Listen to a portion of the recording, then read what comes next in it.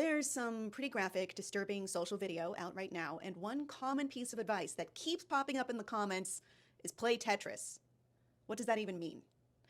It's not viral marketing from the Tetris company, but it basically could be. The general thinking is playing the game after seeing disturbing imagery could stop your brain's ability to store the visuals as a bad memory, which logically means you can't flash back to them if they're not even there. Makes sense, right? But does that actually work? I have mild trypophobia, so I get it. It's really easy for my brain to want to think about the things I hate, even if it's really in my best interest to move on. Like after you argue with someone who really sucks. Why should they get to live in your head?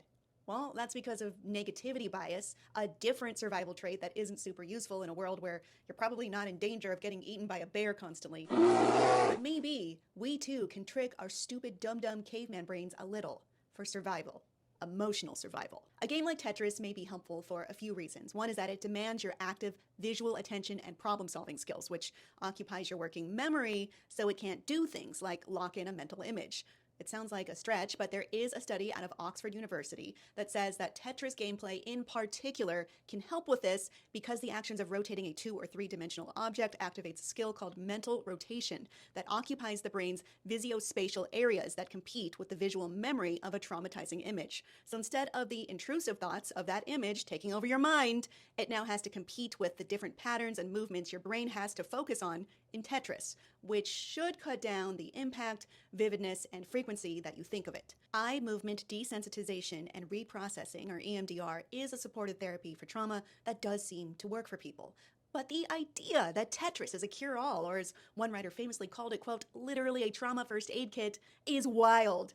No! It's a great headline, but that is so overblown, and there was a 2017 study covered by NPR that found that playing Tetris right after a traumatic event did help, but it didn't last in the long term.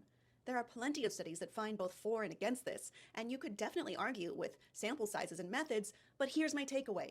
What's the cost to try the Tetris idea out, especially if what you saw was only mildly or moderately bad and not extreme trauma? Sure. Play Tetris or any game that will activate your brain in that way. Just recognize if you actually do need professional help. And hey, maybe you play games because it makes you feel relaxed, happy, and rewarded. I played a Batman Arkham game for 2 solid days after a bad life event, and anecdotally, it helped a lot.